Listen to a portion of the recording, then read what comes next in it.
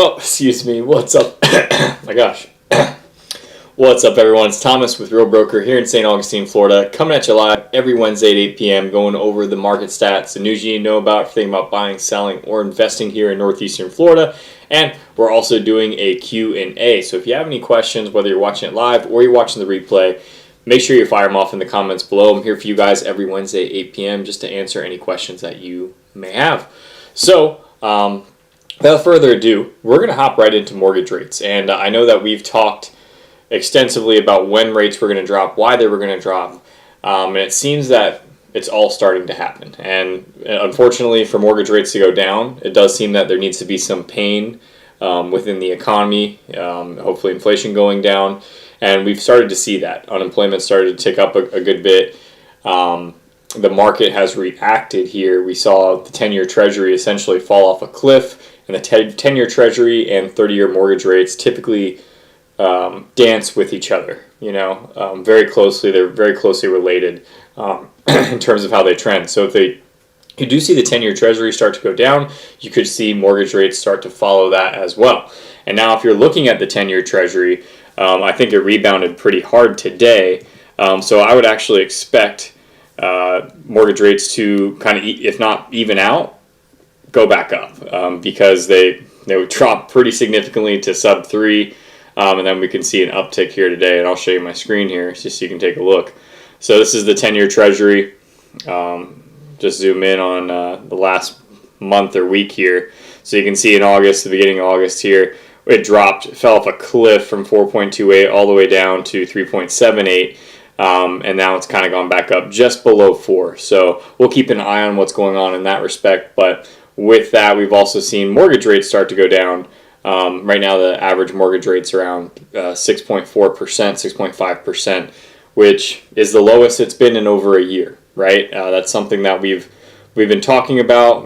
We've been waiting for mortgage rates to start going down, and they haven't. They've been really, sticky. Inflation's been around. They haven't changed anything, and the federal funds rate has been, it's been high. But now we're starting to see some things crack, right? We've heard, possibly about Japan and their stock market and things going on over there affecting their economy. That's related to our federal funds rate. So the Fed had an emergency meeting this week. Don't know if anything's going to change on the federal funds rate just yet, but it's looking more and more likely as we go into September that we should see them cut the federal funds rate, which doesn't exactly correlate or causate mortgage interest rates, but it has a lot to do with it. So we will, of course, stay on top of all that, guys. But let's head into the next news story. Let's go to what's happening in Florida. And this is, I always try to do like a national news story, so like mortgage rates, inflation, all that kind of stuff. Then we're going to go down to Florida, kind of more to our macro area here, and then we're going to take a look at St. Augustine in northeastern Florida for our local news. And that's kind of how I break it down every single week. I try to stick to that. Man. Last week, I think I had COVID. Seems that that's been going around. I didn't get tested officially, but the guy I was with, we went to a bachelor party up in the Poconos a couple weekends ago. And on the way back, I just got sick, had a 101-degree fever. If you watched the live stream last week, you can see me like struggling to speak. But feel really good now. Feel really good. All right, so let's hop over to this news story here. Florida retirees are in financial trouble. And now this is, of course, by Newsweek. I don't know how much validity you can put on their name when it comes down to actual reporting. But Florida was placed 8th on a list of the best states to retire in the country. According to New York-based financial service company Annual Rankings, Delaware is the best state for retirees thanks to its high-quality health care, light tax burden, affordable homeowner insurance, and good weather. So it's not like Florida's the worst place, but we all know that Florida used to be the state you go down to retirement. You went down here for a lower cost of living. You went down here for cheaper insurance, cheaper taxes, all that kind of stuff. And it doesn't seem that that's happening anymore. Florida's changed so drastically, especially since the pandemic. A lot of the areas they're talking about here are going to be located in South Florida. So if you are looking to retire to Florida and that's still on your radar and you want to do that, I would definitely consider looking at northeastern Florida. There's a lot of good things going on here. We're a lot cheaper than pretty much all of South Florida. We have the majority of people moving here in northeastern Florida. The number one relocation area is South Florida, and that's because of skyrocketing insurance and skyrocketing home prices. So they're selling down there, taking their money, and they're moving it up here where, I mean, if you're comparing this to Naples or Miami, your money's probably going to double here in this area, and that's not an exaggeration. It really is that different. Plus, you're also in an area that's growing pretty significantly. Northeastern Florida, you have Jacksonville, St. Augustine, Palm Coast, Amelia Island, very beautiful areas, but Jacksonville has 2 military bases in it, has I think it was ranked the number 2 economy in the entire United States last month or 2 months ago. So there's a lot of good things happening here that could make it a good financial decision, but aside from that, the lifestyle here in northeastern Florida is great. And just one thing to mention, and hope everyone is okay. I have some friends out in Sarasota that hopefully they didn't get too much flooding. We've seen some pretty bad flooding from Tropical Storm or Hurricane Debby. Knock on some wood here. I mean, here in St. Augustine, if you look at the flight paths of hurricanes and they have historical charts, we get really lucky. I mean, the last hit that we got directly hit, and it was a big hurricane, was Hurricane Matthew, and that was 2018. But otherwise, we've been pretty safe in regards to flooding and what's happening here. Aside from that, in terms of the cost for retirees, the insurance has not been crazy here as it is down south. Just because when we deal with hurricanes, we deal with a different type of hurricane. Typically, when they get up to us, they're much, much weaker, right? So the building code here in northeastern Florida is way different than South Florida. South Florida, you have to build with concrete block. You have to build with hurricane impact windows. Here, you don't need to do that. So your homes are still made of wood, so it makes it a little bit more affordable. And also, your insurance is not going to be, I mean, on a new construction home, you might pay $150, $200 a month for a 2,000 square foot home. So that's very affordable. And you got to be in flood zone X, though. Flood zone X is where you want to be. So, but we all know that Florida's changing, right? So looking at this, the main places is Delaware, West Virginia, Georgia, South Carolina, Missouri, Mississippi, and Pennsylvania. All of those are in the immediate south, just north of Florida here, aside from Pennsylvania, of course. So in South Carolina, I mean, you see some houses out there. That's definitely one place, if I were retiring, I'd take a look at it, because you still get the warmer weather. You still get the beaches. You have the mountains in North Carolina. You're kind of in the middle of the country, right? So it makes it easy to go north, makes it easy to go south. But they get mansions for $350,000. They're amazing. I have a couple friends that work in real estate up there. It's pretty crazy. But either way, it's just not as cheap anymore as it once was. Things are changing. It's not the retirement state anymore. It's not the number one place to go. So talking about Tropical Storm Debby, we really just got hit with some rain. Now, Monday, Tuesday was kind of a weird day. A lot of people didn't work, and that when I was a kid, really, unless it was a major direct hit hurricane, you were still working. And I guess it's probably similar to snow days up north. When I was a kid, snow days up north, you were still going to school for the most part, unless it was major problems. But now, if it's an inch or a dusting of snow, they call school off. So this was a big deal. Hopefully they have a video, or I might have to refresh this, or a picture. Okay, let's see if I can make this bigger here.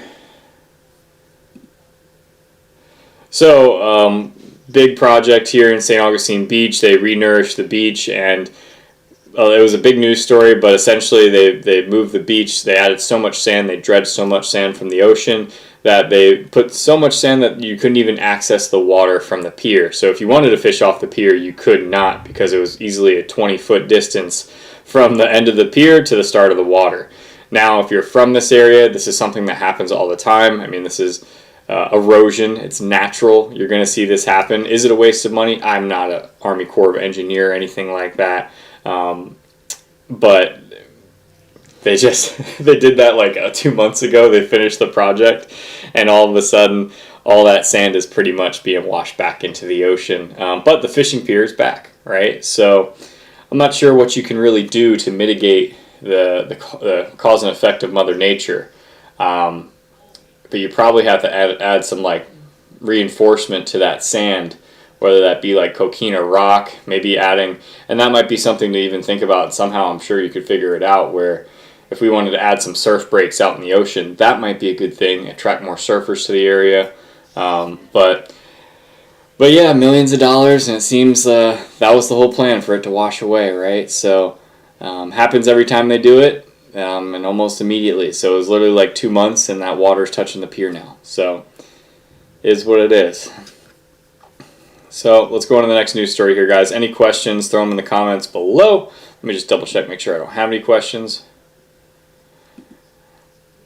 Why is my trash still here? Face orange frown. Okay, that's an emoji probably that's not pulling through. So funny you bring that up, CB, because that was my next news story here. New trash hauler has 7 days to fix service in St. Johns County, or they will be dropped. St. Johns County just picked a new trash hauler, FCC Environmental, and it's a $28 million 7-year contract, and it just started on August 1st, and they've already had problems. So essentially, they're not picking up trash in certain parts of the county. That is a problem for the county commissioners, because they're getting reamed by emails by locals that are upset with this change. Now, the $28 million was the cheapest bid amongst trash pickup here in the area. So really interesting. I guess it's like you get what you pay for type of situation, which is not great. So they have 7 days to fix the problem, with the clock starting yesterday. They have not remedied the situation in that time. We'll be holding them accountable to the highest letter of the law. They also mentioned that the county had to use 900 man-hours of employees from its road and bridge division to pick up residents' trash. The county is seeking to be reimbursed for the work those employees had to put in. So I'm guessing UCB were affected by the garbage. They definitely didn't take mine out on time, but it was the next day. So typically we have our trash picked up on Thursday. They didn't come till Friday. Recycling still came on Thursday. So, the one thing I will say, and they mentioned this, the commissioners say like they had months to prepare for this. And, from what I know of these large contracts, typically there is like a turnover period. And the turnover period is like for the old company, the new company to get together and say, hey, this is what we're working on. These are the outstanding projects. These are the projects, and this is how we do the route. They kind of inform of what, passing of the guard.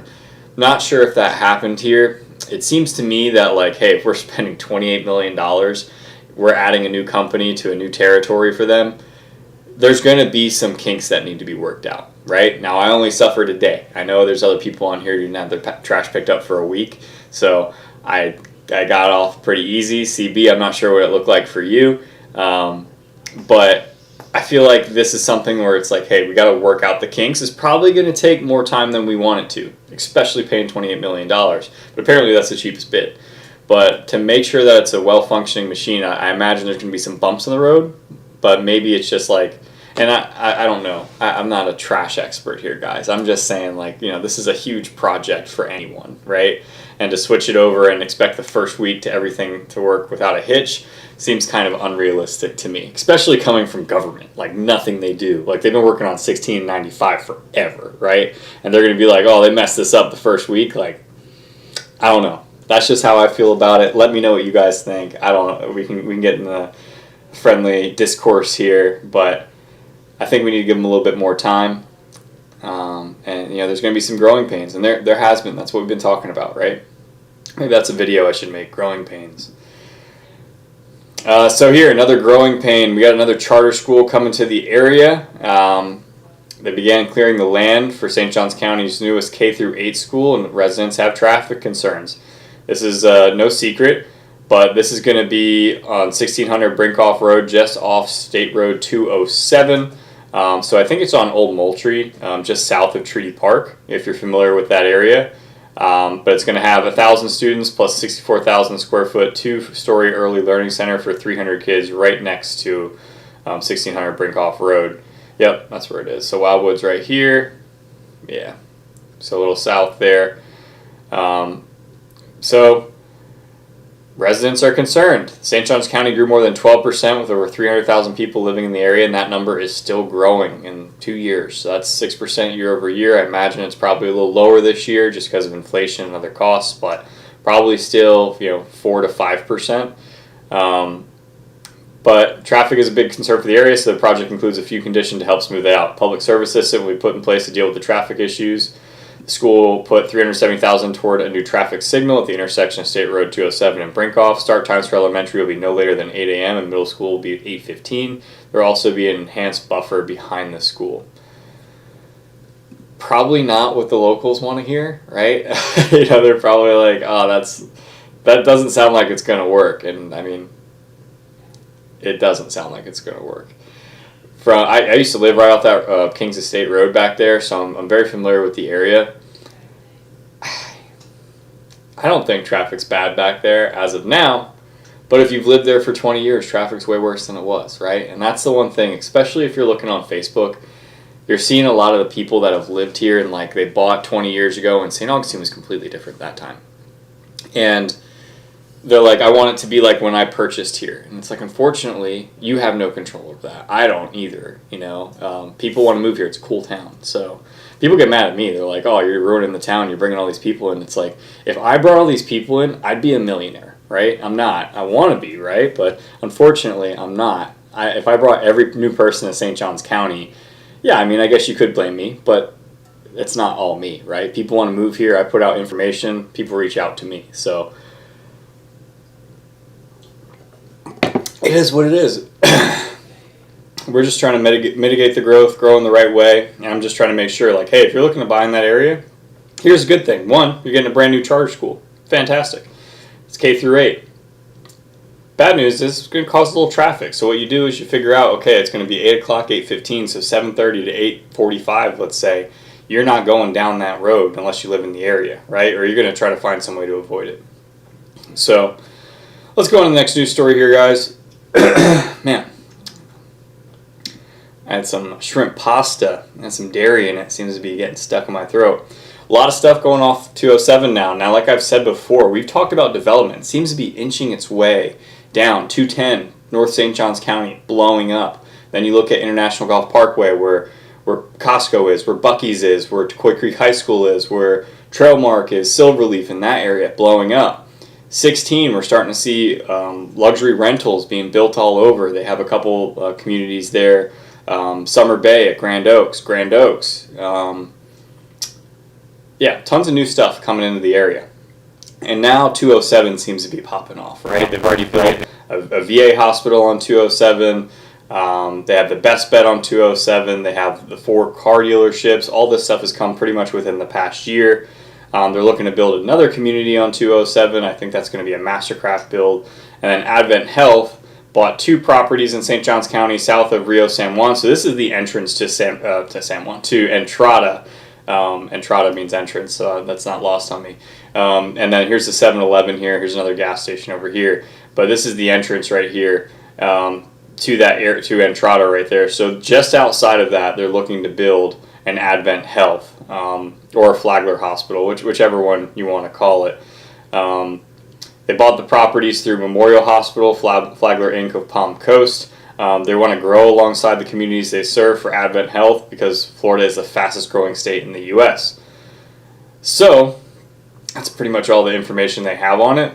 Don't know exactly what they're going to be putting into that area. They also built the Borland Grover Ambulatory Center just down the way there too. I think there's a rehab facility on 207 as well that was built probably within the past 2 years. And then there's also, I think it's called Silver something, but it's specifically for retirees right on 207. So it seems that what they're adding is more and more hospitals, which is great for our area. It's growing. We need these hospitals. And it also attracts a different type of person who wants to live in this area.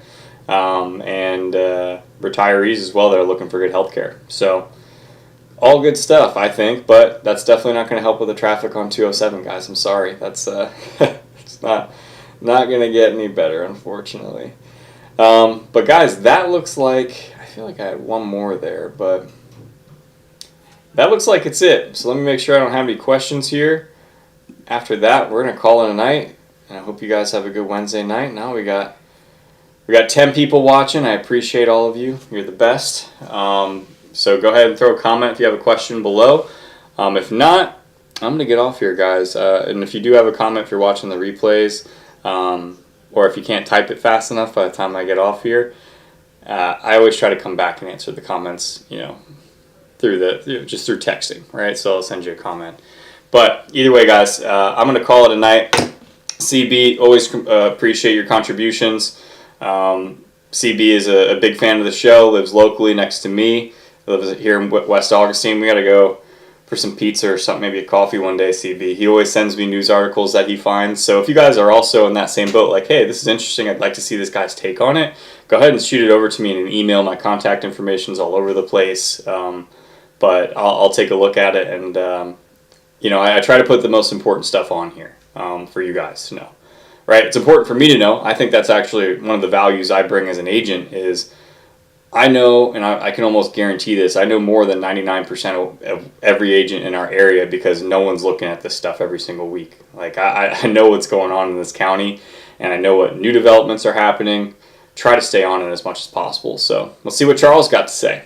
Charles, best community for minimal amenities, lower fees near Winn-Dixie and World Golf. Minimal amenities, lower fees near Winn-Dixie and World Golf.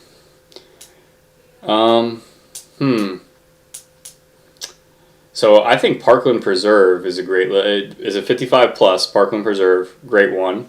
Markland, it's a different price point. They're going to be higher in price point, but it has smaller amenities. I think it's Sevilla, also another one to look at. Man, I just put someone in this past year, and I can't remember the name of it, but it's right off of World Golf, Commerce. I'd have to find it. If Charles, if you have my contact information, I'll just put it up right here. Oh wait, we got more comments. I'll get to it here. One sec. Add this right here. This is for anyone. If you guys want to shoot me some information, let me know. I'll read your comments here, Charles. Okay, thanks. Not Winn-Dixie, Dixie Highway. Okay, so US 1 International Golf Parkway. Okay, yeah, so that's pretty much right where Palencia is, if you're talking about that area. Cordova Palms, brand new construction community, not too bad. They have minimal amenities, not going to have like a massive water park or a massive amenity center like Palencia, but still a great place. Las Colinas just sold a home in there. That's right outside of Palencia, so it's there's a gate. You drive through Las Colinas, and there's a gate that enters Palencia. Another good spot there. Trying to think. I think that's going to be the majority of the neighborhoods there. There's also like Bannon Lakes, which is a little further up International Golf Parkway, but then you're closer to 95, kind of where Markland is, which, some people like it, some people hate it. You're right by everything there, but the traffic there is only going to get worse, I'm afraid. Let's see here. Interesting. I wonder how that happened. Oh, it comments as myself on both of these things. Interesting. Okay. Very cool. Yeah, Cordova Palms, I think a new construction community, that might be something to look into. Dreamfinders and Pulte are out there. I really like Dreamfinders builds. I like Pulte builds too. And the price point there is going to be between 4 and 6, depending on what you're looking for. But they're also doing on their quick move-in homes right now. I was just there yesterday. They're doing 4.75 on the interest rate, right? So it's like, and they're going to give you 10K in closing in a lot of these places. And that's just what they're offering, right? That's not what we can ask for. We can ask for more. So I think that's a good little location. What else? Yeah, Las Colinas, that's only going to be resales. So you're not going to find any new construction in there, but you're going to be able to find like a nice home with minimal amenities. Like you still get a pool and stuff like that, but it's not anything crazy. Then there's another one. Man, I'm blanking on it, but it's by Richmond American, new construction community. It's right on US 1, which is Dixie Highway. And there's no amenities there at all. And it's just new construction homes. They're starting at like the 400 range. Only downside to that area, which I brought a buyer over to that Richmond American community. Only downside of that area is that you have the Northeastern Florida Regional Airport just south of you, so you have planes flying over you a good bit, right? And I've been covering this, and it seems like we have more and more small engine plane crashes every year. So that was like, my one buyer loved the house. They were like, this house is great, 3-car garage, price point was great, house was super clean, resale, but it was also there's new construction and resale in the same community. But like literally, her husband works for Florida Fish and Wildlife. He had to pull someone out, and he's like, man, I just saw some guys like burnt completely in half because the plane crashed in the wooded area not too far from there. So they passed. Long story short, they passed in that community. So yeah, those are definitely some good communities there, Charles. I appreciate you interacting here. If you have any questions, just reach out to my email here, or just give me a call, shoot me a text. I'm here for you. But guys, I appreciate you. Here every Wednesday at 8 p.m. going over the market stats, the news you need to know about, everything about buying, selling, or investing here in northeastern Florida. And we're also doing a Q&A. So I try to be here every Wednesday at 8 p.m. for you guys. Just if you have any questions, if you have any comments, you want to know where the best pizza place in town is, you want to know what my favorite restaurant is, favorite coffee shop, what communities I like right now, the best deals. Oh, that's another thing too. We're starting this thing, and it's taking a little bit. We got to gather a lot of information, but we're going to be essentially doing a deal of the week on new construction only, right? So if you're looking to buy a new construction house, reach out to me directly. I'll get you put on that deal of the week, because it's going to be through all price points, right? But we've essentially culminated all the new builders here in the area that at least would, be okay with me I'm bugging them every single week. I'm reaching out to them, asking for their inventory, because the best deals are going to be their inventory homes, and then I'm asking what incentives they're throwing out there. So most of these builders right now are buying down rates to, if not the mid-5s, in the 4s, right? Which is insane. And then they're paying your closing costs, and you're getting a new construction home with all the warranties, all the protections that offers. So not saying that doesn't come with its own trials and tribulations. It's all own hassles. New construction can be great, but you need to get an inspection. You need to be on top of these guys and make sure that you look at everything before you close, because once you close, it's much harder to get them back in to fix stuff. So that being said, we're putting together, we have the list put together, so we already have it. We're working on getting the deal of the week, because we always have to update it every single week to see what we would find in terms of like the interest rate, the closing costs, and the price, what we think is a great deal. But in reality, between any builder, you're going to get a fantastic deal. So if you are interested in that, reach out to me directly. Email right there, right here. Sorry, right there. So guys, appreciate you being on. Oh, we got one more. JJ, what's up, JJ? Still not feeling 100%? Even realtor has to take it easy. Can't bounce back like you used to. Do I not sound that? I feel 100%. I feel 100%, feel good.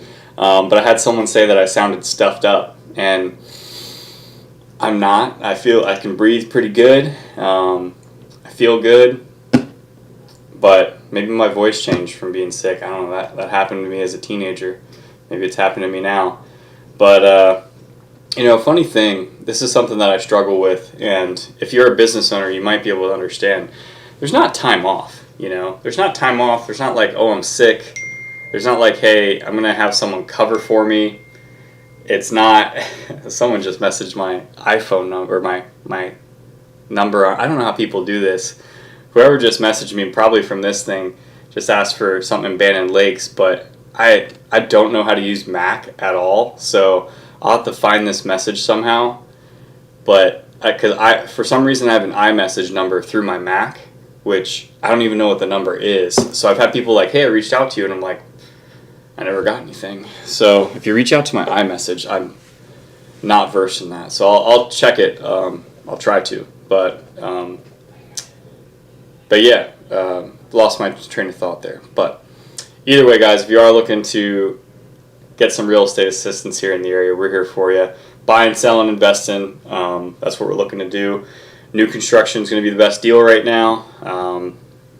And even if you're not interested in new construction, it doesn't mean you can't get a sweet deal on a resale home, because they have to compete directly with new construction a lot of times. We just had a situation where I listed a home, in Grand Creek North, one of my most recent videos, and we had a buyer come by and said, hey, I don't want to be represented. I was wondering if you'd be willing to cut your commission, which if I double end where I represent the buyer and the seller in that transaction, I am going to give the seller a discount because it makes sense. Like I'm not, I'm going to have to do both sides of the work, right? But I'm going to get paid more ultimately. So like, why shouldn't I just spread the love around and then the seller gets to keep an extra 2% in their pocket, right? And on a $400,000 home, that's, it was $9,000 that we were able to save them just on that. But deals are had, right? These people are like, hey, we're cash, we want to move forward right now, we'll close in 2 weeks, and we'll put in a lower offer, but we're gonna represent, we're coming up unrepresented, and your realtor can take a little bit more of a percentage than he typically would get instead of splitting it.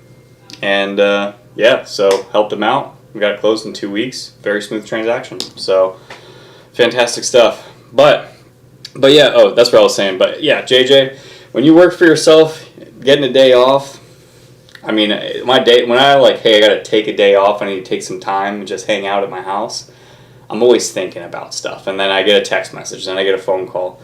I was sick as a dog on Tuesday, and my phone blew up more than ever. And it's like, I just can't not answer it, right? I almost always leave it like, hey, I'm not feeling great, what's up? It's pretty much it. But in my world, you have to do it, unfortunately. But I appreciate you looking out for me, JJ. That you're the man. Or woman, I don't know. Assuming a man. But either way, guys, hope you have a great Wednesday night. Appreciate you being here every Wednesday at 8 p.m. See you next week.